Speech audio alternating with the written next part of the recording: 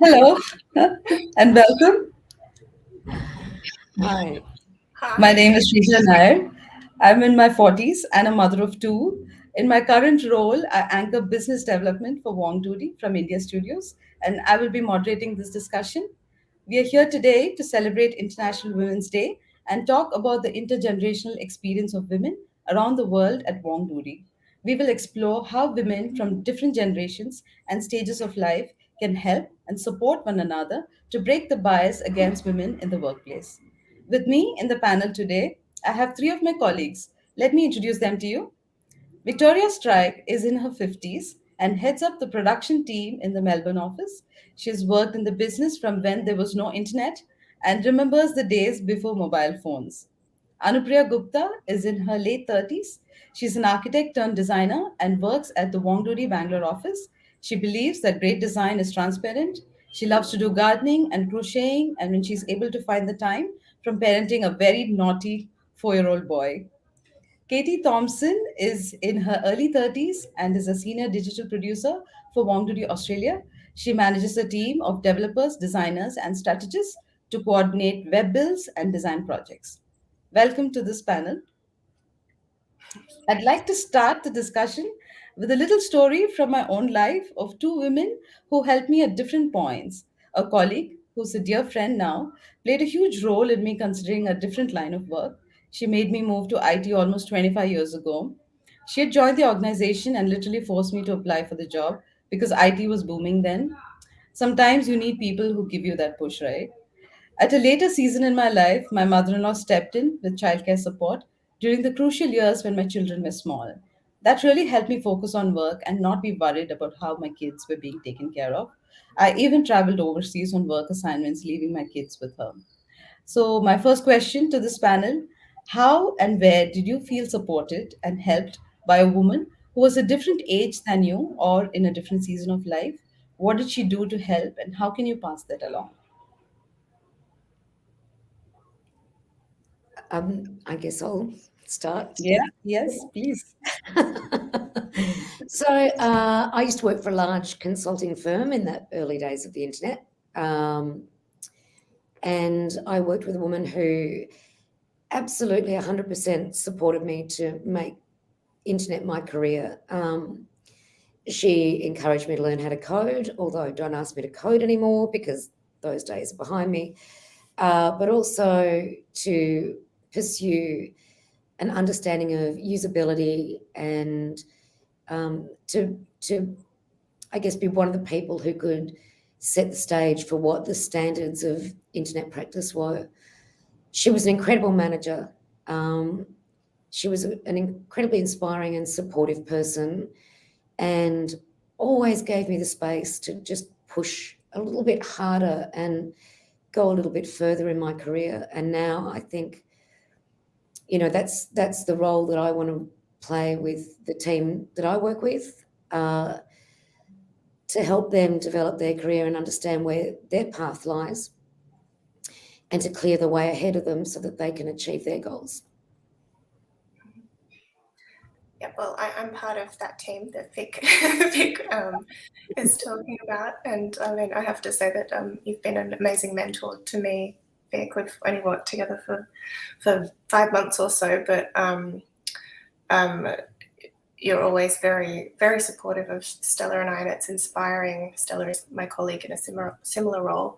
Um, and it's quite inspiring seeing you operate, and you push for what you want, but you do it in this very empathetic and diplomatic way. And I really, I don't know, I take a lot of, I hope that I grow into that kind of way of thinking as I progress through my career. So yeah, it's lovely working with you.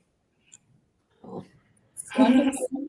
Yeah, I also want to add something here. So, when I completed my graduation, I was in two minds whether to go for the professional work or whether to pursue further studies. And you have all sorts of people around you who will say, "Okay, you have had enough of your studies, and now you just settle down with work and all." So that time, there was one colleague of mine. She came to me and she just pushed me. She said, who's stopping you? Be unstoppable. So that just those two words of her, they were so motivating, that I became what I am today. So I pursued my master's after that. I went ahead and pursued a profession which was not exactly matching to my degree in architecture, but yes, it was an advanced thing in that. So after that, I went to US again, and I was not just unstoppable in my professional field, but I was exploring the world. I was exploring myself. I visited some 21 states in US in 1 year, and yeah, and I'm still exploring the life. And unfortunately, I lost her last year to the COVID pandemic. Um, but yes, so that those two inspirational words of her are with me always. Their So legacy sorry to lives hear on. about your friend. Yeah, Yeah. but what a wonderful and inspiring story. Yeah, absolutely. So I will be always thankful to her. Yeah, yeah, we need those friendships, those groups and networks, um, at workplaces, off workplaces, that you can reach out to, right? Right. Yeah. Absolutely. And I think, you know, we're in a luxurious position working at WongDoody where we do have international colleagues who are in similar roles to us that we can rely on. And I know I've got Lara in Seattle, who I meet with sort of once a month, in spite of our time differences. Um, and we will just have a download every month of the challenges that we're facing, and we share our methodologies and we share our ideas, and we support each other with the stuff that we're doing. And she's been invaluable to me, especially not having been here for all that long. But even in the very early days, just understanding what may be ahead of us as the Australian offices grow. And yeah, it's such a powerful thing, and there are so many of us. There's no reason why we can't be, looking after each other and supporting each other and exchanging ideas and being sounding boards. And I think that's critically important. Yeah, Lara's wonderful. I have those catch-ups with her too. Oh, she's the best. Yes. I'm very keen to catch up Lara, if you're listening, we love you.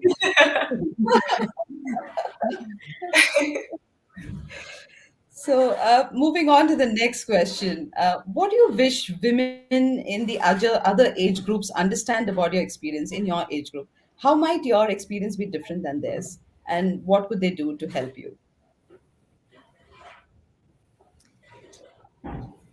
I, I'm going to take it because I'm the oldest.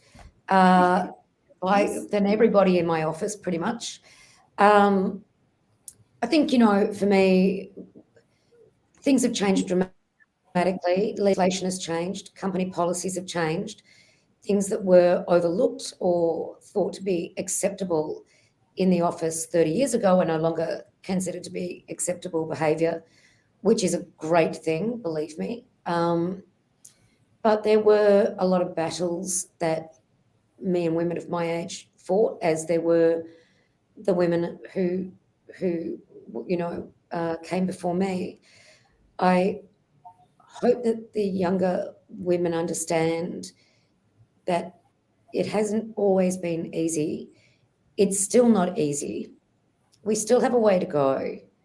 Um, I would really like them to pick up that banner and fight for those last few things that we really need. And I think uh, this is, a global issue, is that women are paid less than men. And I think we need to look at what can we do that's going to influence that, and how can we make that difference. I think on average, a woman makes 83 cents for every dollar that a man makes. And I don't think that's acceptable. Um, I've heard lots of arguments as to why that might be, but the bottom line is, if you're doing the same job, you should be getting the same money. So that's probably one of the last bastions that we need to overcome. I'd like to see a lot more women in boardrooms too, but we'll see how that goes. So yeah, I guess don't give up the fight, and understand you're absolutely good enough. You are absolutely good enough. to be in that boardroom, to be that CEO or the CXO, and don't let anyone tell you otherwise. Yeah, Yeah. absolutely.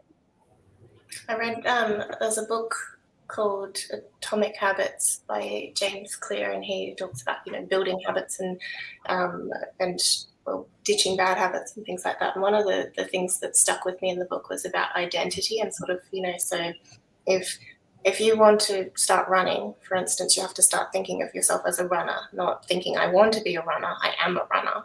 And I think that it's women need to start thinking of themselves as runners, like as the people who are doing the big things, and like not wishing to be the people doing the big things, but start self-identifying in that way. And I think I hope that younger generations start to have that in them a little bit more. I know that there's some, well, I don't know where this comes from, but some anecdotal thing about men when they're applying for jobs will generally, they don't need as many of the key selection criteria to be checked off to go for the job as women do on average. And so even just that in itself, like if you try for something, you're more likely to get it just for the fact that you've tried. And so so there's all these biases, these internal biases and external biases that we need to sort of break down over time, that will help women to move forward and to succeed and rise up the ranks and get into those managerial positions, like be on equal footing over time. And yeah, that's what I hope I see over time. Absolutely. So Anu, this is Yeah. you'll be able to answer this. I mean, I know this is your second stint with WongDoody. Do you want to talk about your first stint when you were in your 20s, and then again now in your 30s in different seasons of your life? Yes, Shrija. So in my first stint, that time when I was single, I didn't have much responsibility of family and all. So I used to put 100% to my work and my profession and learning new things. Um, then after that, I got married. And I took a break after that. It was actually a long break. So during that time I was like, because I got married to a person who is a doctor in Indian Army, and he's a nephrologist. So his job is like, we are at one place for 2 to 3 years, and then again we are hopping to a different place. So all these years, for 4 to 5 years, we were like hopping to different places, and I was not able to think of joining back my profession again. And then also we had a small kid at that time, so I was like very happily in my comfort zone, in my house, not working, and just cozily sitting and taking care of the small kid. And that time, like my ex colleague from my first stint, her name is Rachita.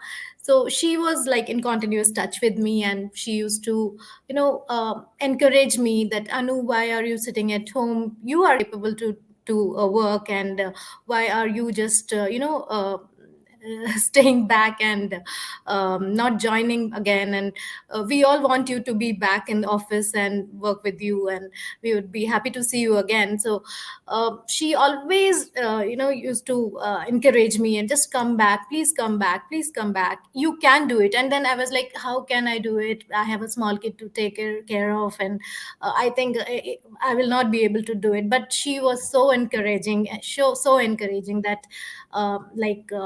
today I'm back again, and today it happens to be my first work anniversary of my second stint. Congratulations, happy anniversary. Thank you. Yeah, Wonderful. so it was my fellow colleague who pulled me back to work again. Yeah. No, that's really great. Yeah, yeah. So, how do we hope to make the workplace better? I mean, what do you hope is different for women in the future when they enter the workplace? Katie, do you have any? Thoughts on this? I think I'm gonna flip this to start with, and so my mum, she's an astrophysicist, and she went through her education in the 70s and 80s. She's in a field that's incredibly male dominated. I don't even think there were any other female academics at the time when in that particular field at her university when she was there. And she, often talks about how difficult it was. I mean, she felt she's really successful. She was being invited all around the world to these amazing conferences. She worked at Cambridge and Princeton and amazing things. But within her own workplace, I mean, that was people recognizing her work. But within her own workplace, she felt quite excluded because she was the only woman there and didn't feel like there wasn't sort of any managerial push to sort of, they weren't thinking about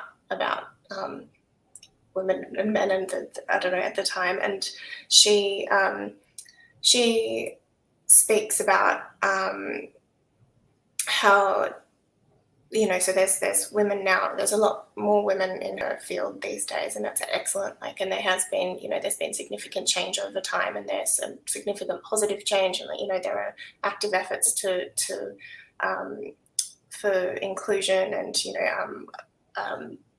platforming women and that kind of thing. And she speaks about how it's difficult sometimes that the younger women don't understand how difficult it was. And I think you spoke about this a little bit before, Vic, that it's there's been a lot that's gone into getting it, to making it how it is these days, and we're still have a long way to go. And I think that what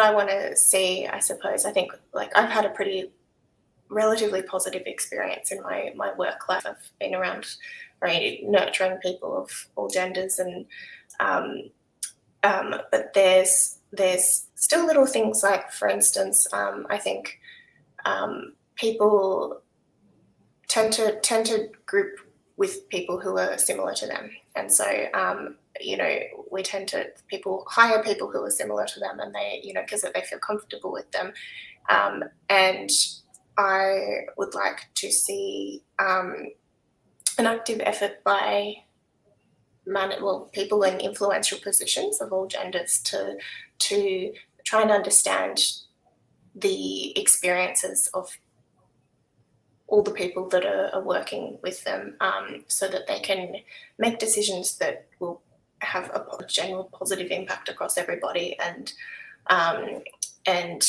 yeah, I mean, sort of felt like things are a lot better. But I think that when my mum speaks about this, we're still experiencing a much more muted version of what she experienced. And so I hope that we continue to progress throughout the years, and the younger generations feel more and more included and more heard, and their experiences are heard, and also the older generations as well want their experiences heard and acknowledged, and what they've fought for too. So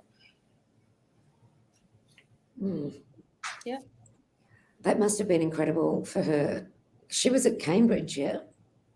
Well, she's at Monash, but she was working at Cambridge for several months, collaborating with researchers over there, and yeah, I mean, it's incredibly impressive career. It's amazing talking to her about what she's been through. She's had a lot of positive experiences too, and yeah, I feel very proud of her. So she's a great role model. wonderful.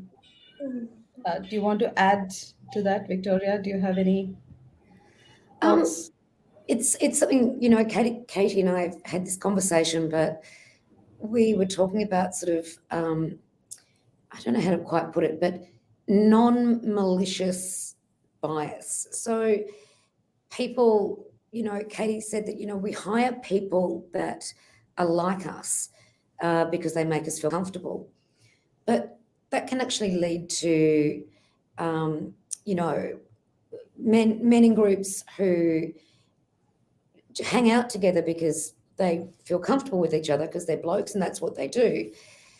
But that means that sometimes information can be shared in one group that doesn't filter down to another group, which can sometimes give, one an advantage over the other. And it would be great to make sure that managers understand that, when they're talking about their workplace, they need to really focus on communication and making sure that everyone's getting the messages, not just the people that they're close to or the people in their immediate circle. And that's actually not just men either, that's men and women. So I think that would be a really positive thing. But as I say, it's not a malicious thing. It's not a deliberate thing. It's an unconscious bias that we all have. And then I think is something that we could be focusing on more in the future. Yeah, absolutely. That's a valid point. Anu, what about you? I mean, you have youngsters reporting into you, designers. Do you have anything to add to this? I mean, do you see a difference in how women or younger generation interact and respond to you as a manager versus, men? Do you see it? Do you want to add to that?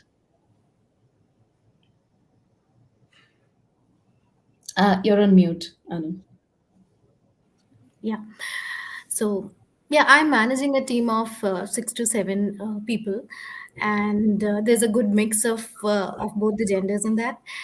Uh, I do feel a difference in approach to handle problems or issues, and like the men who are in my team, they are very straight in handling the problems. If there is a problem, they will come directly and tell you that, okay, this is the issue that I'm facing, and I just want to get this thing resolved.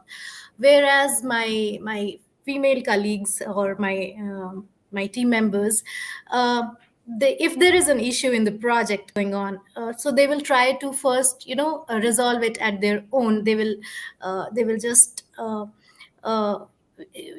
I think they feel that it's their responsibility to resolve the issue first, rather than making it a bigger issue by taking it to the higher level. Uh, yeah, they will just sit on it. They will bear it for some time.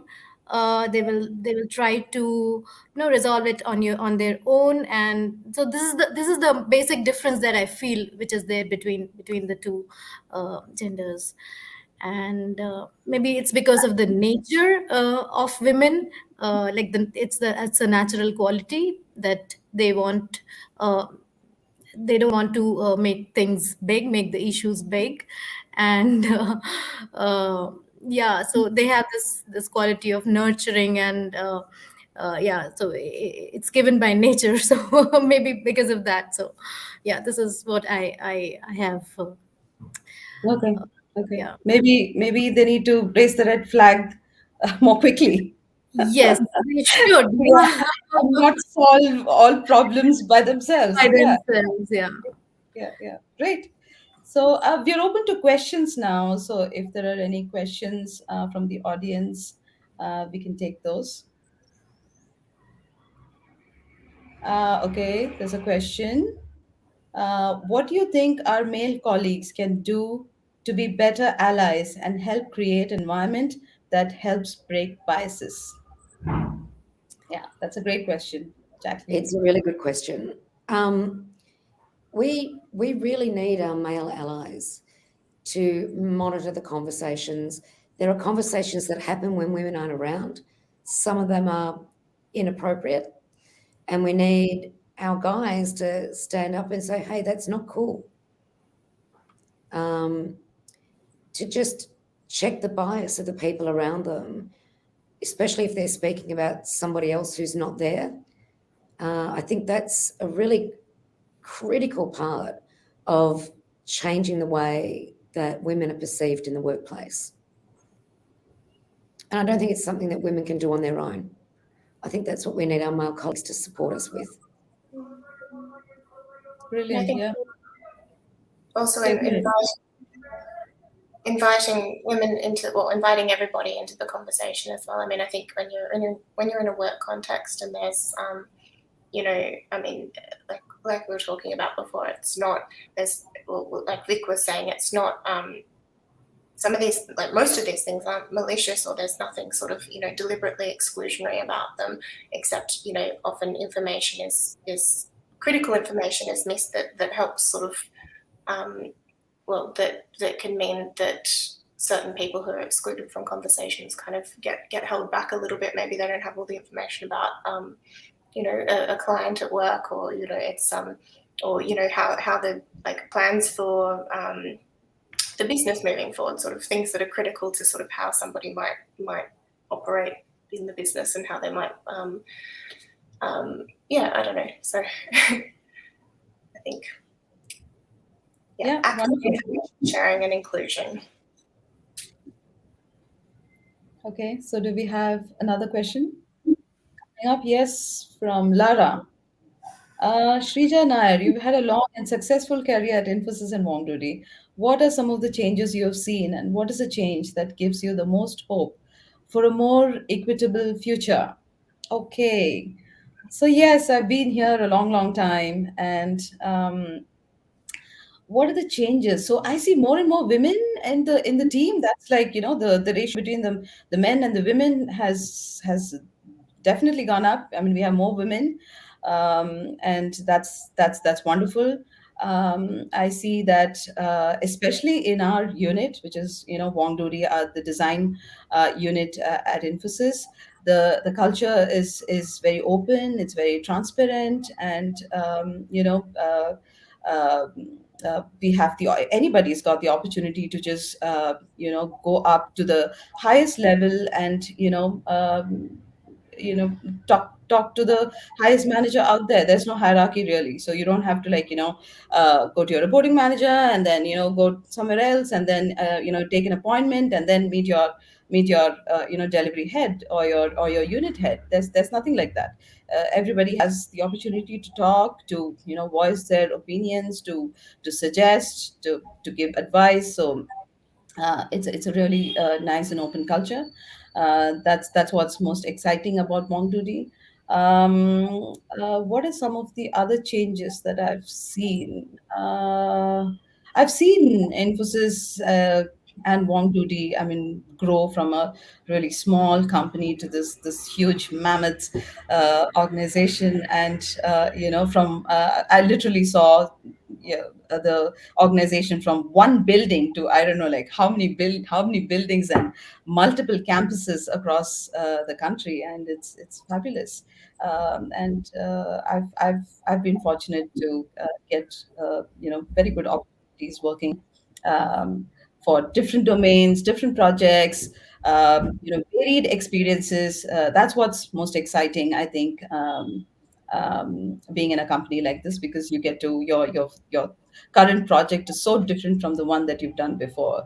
It could you must have done something in healthcare, and now you're working on financial services. So that's it's all exciting. Yeah, that's my experience in a nutshell. Lara, I think I I went all over the place, but I hope you got the gist of How long have you gist been at Emphasis for? for 25 years now. Oh yeah, wow, Wow. long time. Yes. Amazing. Okay, there's another question from Charlene. Hello, Charlene. Charlene was our facilitator at Rhode Island School of Design. We did the strategic uh, program with RISD. So she's asking, do you think women avoid complaining about a problem at work because they fear feeding the bias that women are somehow professionally inferior to men and can't do their job as well? I think some women do. I think younger women are more inclined to not complain about a problem than women of my age, because when you get to my age, you don't care what people think. But I do think that happens. I think it's unfortunate that it happens. And I think maybe there's, we should be looking at different channels and different ways to allow people to raise concerns. I wouldn't call it complaining, and I like that you've put it in inverted commas because um, I don't think it is complaining. I think raising issues and raising problems is how we get better as a company. And it's like user testing, right? The value is not in everything that goes right. The real gold is in finding out what's not working, because that's where the opportunity is to be better at what you're doing. So I would really hope that that will change. I think it is changing. I think there are certainly people are understanding now more than ever that, and women in particular, are understanding that it's important to raise issues, but I do still think that there is a kind of mindset sometimes where they worry that they're going to be perceived as being difficult, or being Incompetent. argumentative. Sorry, Also incompetent, I would say. I mean, or incompetent. yeah. Right. Which is never the case. It's if you can identify the problem, well, you should definitely raise it because you've got enough smarts to identify it. Yep. It's a good question. Yeah. Very good question. Great question. All right. Looks like there are no more questions. So, okay, there's another question. Oh, Shreya says, Happy Women's Day to all. Do you think women face more hesitation in simply asking for hikes, promotion? Okay. someone I else think, should take this question. I answer all the questions. I mean, I think that there's, well, I would assume yes, generally, simply because I mean, going back to what I said before about the, men applying for jobs that they don't necessarily fill all the key selection criteria for, whereas women are less likely to do that. I think that's the same kind of thing. It's sort of like, unless we feel like we're perfect and everything is absolutely perfect, we're less likely to be like, well, put my hand up to go, I'd like to be considered for jumping up to the next level. And nobody's ever going to be perfect at everything they're doing, but that's the, so I mean, I certainly, I do think that women hesitate more. Not all women, but I think on average, women hesitate more in asking for promotions and pay rises. And And not just asking for promotions or hike. They just hesitate for asking for anything else, anything in general. Yes. Absolutely. okay. Yeah. That seems to be the recurring, theme, starting from Anu's observation about her team, and then Shreya's question and Charlene's question. So I think we need to be a little more, assertive and confident about what we want. Okay, there's another question from James Neal. How can I better support my team lead and ensure that I'm an ally and solid colleague to her? Good question. Listen Yeah. would be my answer. Listen to her and be a sounding board. Being in management doesn't mean that you're working in a vacuum, and a lot of anyone in management. But I think too, especially women, really, I know I rely on my team to be my sounding board, and I'm a bit of an out loud thinker. So I really value having someone there that I can just turn to and say, I had this idea. What do you think about this? So being that sounding board and being really honest and shutting down any negative kind of conversations that are happening about her when she's not in the room would be my advice. Yeah, and also, empathize, really empathize with your team. Yeah, irrespective of whether it's a woman or a man. So I think empathy.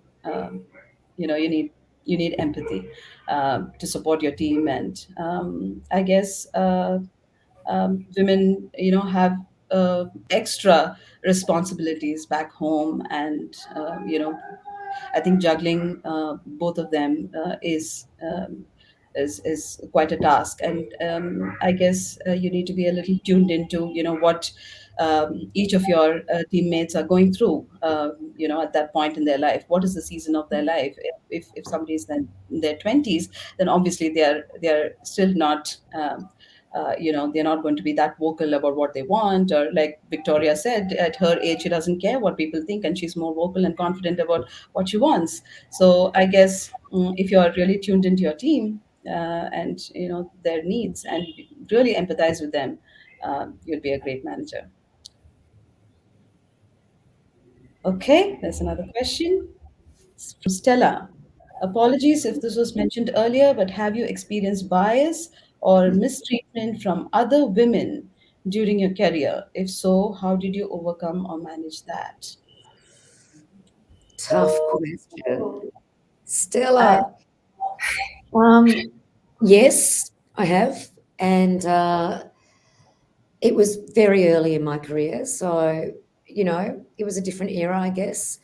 Um, but I think it was a woman who had really had to play by a man's rules to get to the position that she was in. Um, and she didn't want to believe, um, or she thought that by us saying that women were every bit as good as men, that what we were saying was that she somehow got the role because she was a woman, which was not the case. But yeah, she was very, um, very angry person, and ended up I she ended up bullying me, and I ended up having to go to HR, and it was managed through HR channels, which was really unfortunate, horrible for everybody involved, and something that was absolutely avoidable. But as I say, it was a really different time, and I think she maybe had some insecurities that she was being judged by people around her. But she was my manager, and it was put me in a very difficult situation. We got through it. Bit yeah, of and I mediation. think there's really no need to bring down anybody to grow in any organization. There's room for everyone. That's my opinion. I mean, you know, just just let be, and do your work, and there's really not no need to bring down anybody. No, not ever. I've not had any such bad experiences, so Okay. I yeah, have gone through one. yeah. So it was the time when I was doing internship after my master's, and thankfully it was just a period of 4 to 6 months that I was there in the company, and then the owner of the company, she was actually from, like, she was the third generation of a big business conglomerate, a big business family here in India. um, she was a nice lady, but as a businesswoman, when she used to enter the boardroom, she was like horrible. And none of her employees, they felt comfortable working with her. But the best that all could do was just to ignore. Yeah, so whatever she used to say, not so good words to her colleagues or employees, everyone just, after coming out of the boardroom, everybody was like, okay, just ignore whatever she has said, and just get back to work. Don't think about anything. So yeah, there are people like that also around. Yeah, it's very rare. I haven't. I've only had one Hmm. Yeah. in my career. Yeah, I luckily haven't had any women in my career like that, but I've certainly heard stories. So Okay, so I think it's a wrap. We've come to the end of this very insightful discussion. It was so lovely chatting with you, Victoria, Katie, and Anu. Thank you for joining me today. And thanks everyone who joined the session for asking those wonderful questions. And have a great day. thank you. Thank you, everyone. Wish you all a very happy Women's Day. Happy Yeah, Women's Yes, Day. happy go International Let's women. recognize. Women's Yeah. Day.